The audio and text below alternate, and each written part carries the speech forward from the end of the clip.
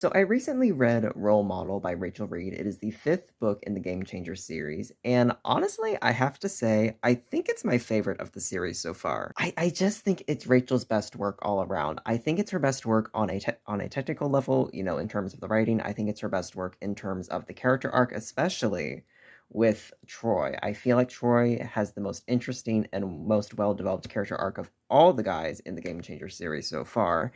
And the romance, while it was slow to get off the ground, it was so freaking cute. It was so freaking adorable. It is one of the cutest romances in the entire series. Like, I just loved this book so freaking much.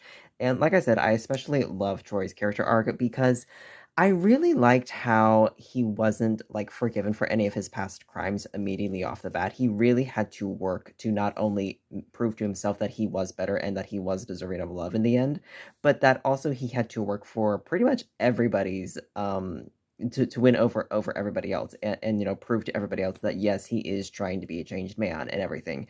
And I have to say, on that note, I am very, very glad that after I read Heated Rivalry, I decided to go back and read the series in order instead of just jumping around a lot, because watching a Troy go from a douche in Tough Guy to not so much a douche in Common Goal to actually being a really cool and a sweet dude in Role Model, that whole character arc was very, very cool. I really, really loved it. And also, Harris is probably like the coolest guy like that is not a hockey player in this series. I will just say that. I love him. I love his personality. He's just a ray of sunshine. I have to say that.